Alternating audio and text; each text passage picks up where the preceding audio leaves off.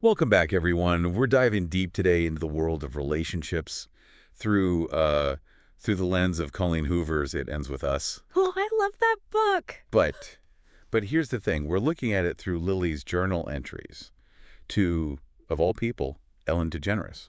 Wow, so it's like we're getting this really personal perspective Oh, on her experiences with right. love and relationships and family. Exactly, and I think it's so interesting because it's not just like a straight narrative; it's her thoughts and feelings, Uh, raw and unfiltered.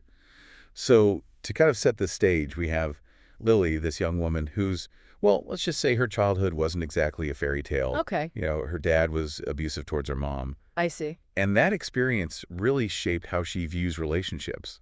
Like, she desperately wants a healthy, loving partnership. Right. But she's also kind of drawn to this, I don't know, like a bit of chaos, maybe? Yeah. Like, maybe that's what she thinks love is supposed to be? I think a lot of people who've experienced that kind of upbringing, they might struggle with that, Like what does a healthy relationship actually look like? Absolutely. And then enter Atlas, Okay. this homeless teenager who Lily kind of takes under her wing in a way. He's kind, intelligent, just this really good guy. And he represents like this pure form of love, I think. Totally. Like their connection is deep, even though it's cut short. Right, because he moves away. Right. He does, yeah. But their relationship has a huge impact on her even years later when we find her in Boston. All grown up. Yeah, all grown up. She's got her own floral shop, super successful. Wow, good for her. And then we're introduced to Ryle. He's a neurosurgeon. Okay. And he's charming, driven, like everything on paper that Lily could ever want. It seems like the perfect match at first. Right. He's stable, successful, like the complete opposite of her dad. And that's what she's looking for. Exactly. She's drawn to that stability, that sense of normalcy she never had. Yeah. And then, bam, Atlas reappears. Oh, no. And here's the kicker. He's a successful chef now? Talk about a second chance romance. Right. But Lily is married to Ryle, so talk about a complicated situation. Oh my gosh, yeah, that's tough. She's torn between this past love and her current commitment. It's like, who do you choose? The stability or the what ifs? Exactly. And then things take a darker turn with Ryle. There's this incident where he becomes physically abusive towards Lily. Oh no, I hate that part of the book. It's really disturbing, and it throws Lily into this spiral of confusion and self-doubt. It's like, how could this be happening? He seems so perfect. Right, and she tries to justify it, to tell herself it was a one-time thing. But we all know it's not. Yeah, and it's so heartbreaking to see her struggling with that, trying to reconcile this image of Ryle she has. With the reality of what he's done. Exactly, and it's like she's seeing echoes of her father's behavior, even though she tries so hard to deny it. It's a cycle, right? It's like she's falling into the same pattern she swore she'd avoid. Yeah, and it's so hard to break free from that. Especially when love is involved. It's like you want to believe the best in someone, even when they're hurting you. Exactly. And then, to make things even more complicated, Lily finds out she's pregnant. Oh man, that just throws everything into overdrive. Right. Now it's not just about her anymore, it's about this new life. And she's faced with this impossible choice. Does she stay with Ryle for the sake of their child, or does she prioritize her own safety and well-being? And that's where we're left hanging, right? For now. Okay, I can't wait to see what happens next. Well, stay tuned because we're going to delve even deeper into Lily's journey in part 2. We'll unpack the complexities of her relationships, cycle of abuse, and ultimately the choices she makes that will shape her future. It's so interesting how, all these events kind of highlight how much our past can influence our present relationships. It's like she's almost programmed to think that love has to involve Yeah. like this level of Conflict or tension or... right, because Yeah. of what she witnessed with her parents. Yeah, and it makes me think about how like attachment styles play into all of this, Absolutely. like someone who's seen that kind of Yeah.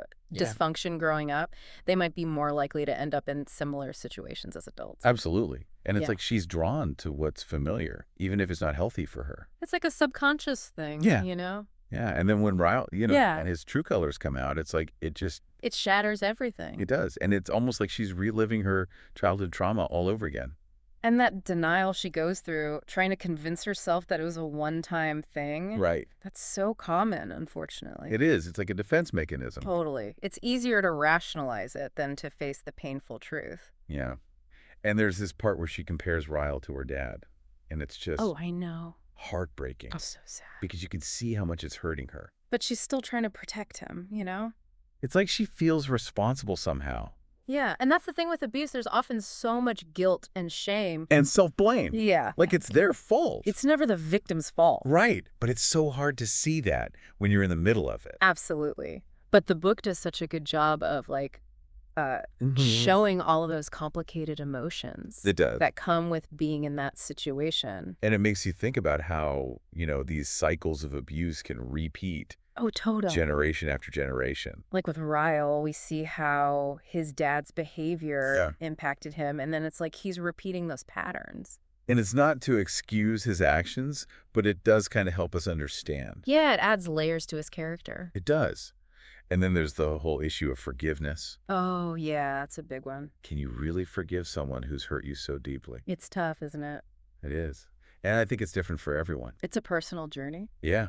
And Lily's wrestling with that, with both Ryle and her dad. Right.